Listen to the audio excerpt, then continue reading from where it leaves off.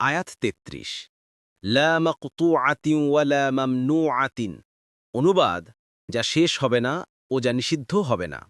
তাফসীর দুনিয়ার সাধারণ ফলের অবস্থা এই যে মৌসুম শেষ হয়ে গেলে ফলও শেষ হয়ে যায়। কোনো ফল গ্রীষ্মকালে হয় এবং মৌসুম শেষ হয়ে গেলে নিঃশেষ হয়ে যায়। আবার কোনো ফল শীতকালে হয় এবং শীতকাল শেষ হয়ে গেলে ফলের নাম নিশানাও অবশিষ্ট থাকে না। কিন্তু জান্নাতের প্রত্যেক ফল চিরস্থায়ী হবে, কোনো মৌসুমের মধ্যে সীমিত থাকবে না। এমনিভাবে দুনিয়ার বাগানের পাহারাদাররা ফল ছিঁড়তে নিষেধ করে, কিন্তু জান্নাতের ফল ছিঁড়তে কোনো বাধা থাকবে না।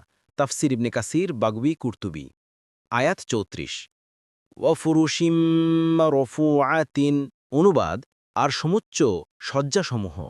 তাফসীর ফুরুশ শব্দটি ফিরাসের বহুবচন, অর্থ বিছানা। উচ্চস্থানে বিছানো থাকবে বিধায় জান্নাতের শয্যা সমুন্নত হবে। দ্বিতীয়ত, এই বিছানা মাটিতে নয় পালঙ্কের ওপর থাকবে। তৃতীয়ত, স্বয়ং বিছানাও খুব পুরু হবে।